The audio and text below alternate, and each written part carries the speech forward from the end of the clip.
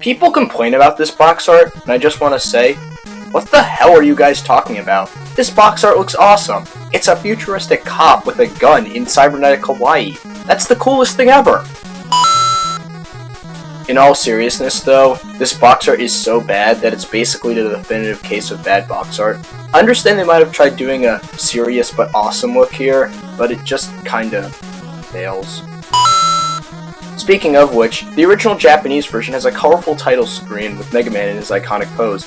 Here, it's just in bold letters.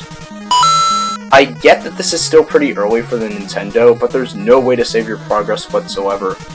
And trust me, your first playthrough isn't exactly something you don't want that for. Do points really matter? Like, at all? Has anybody actually tried to compete for points with their friends? You can't shoot upwards. I get there wasn't really a standard back then, but other characters at the time like Samus and Bill Riser could, so why can't Mega Man? Spikes throughout the entire series are bad, but in this game they're the worst because you can't use invincibility frames to escape them. If you use the pause glitch with the select button, you go all the way down. Bomb Man's strategy is too exploitable. Just keep moving back and forth and shoot. It's called the Hyper Bomb, but it's slow and doesn't explode on contact. A brief moment of silence for all the lives lost at this part of Gutsman's stage. Those big eyes take way too many hits to kill. I'd like to point out that every boss corridor in the game has enemies in them, meaning you could hypothetically take a hit or two before facing the boss. That completely beats the entire purpose of the corridor. It's supposed to be a safe space where you can reflect on the level and mentally prepare yourself for the boss while the game loads data or whatever. Nope, maybe I should just refer to these as enemy halls. Gutsman's super arm is the worst weapon in the game, maybe even Mega Man as a whole, because you can't use it whenever you want to, and even then, its one use of removing blocks out of your way can be done much quicker with the Elect Beam. If you use both blocks on Cutman and then die, those blocks don't respawn. This part of the level can be really irksome your first time through.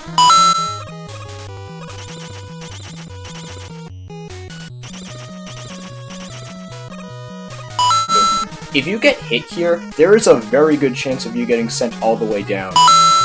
This Big Eyes location is literally designed to prevent you from getting to the boss door. I get this is supposed to be an ice-themed level, but why are there trees in the background? These god-forsaken block puzzles. This section right here. Just a minor detail, but when you hit the flame pillar with your buster, it makes the same sound as if you were dealing damage to it instead of going click, like with a Metal. Very minor, but still worth mentioning.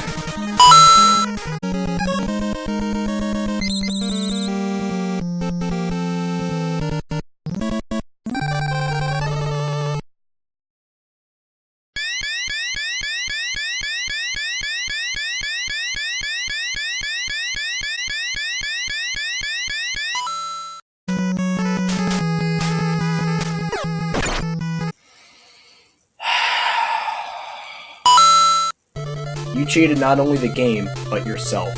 You didn't grow, you didn't improve, you took a shortcut and gained nothing. You experienced a hollow victory. Nothing was risked and nothing was gained. It's sad that you don't know the difference.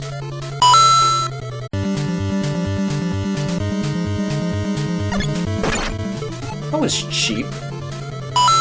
So in the American manual, the Saichi is only listed as 100,000 extra points. Alright, sure. Oh geez, the final boss is also weak to the pause glitch?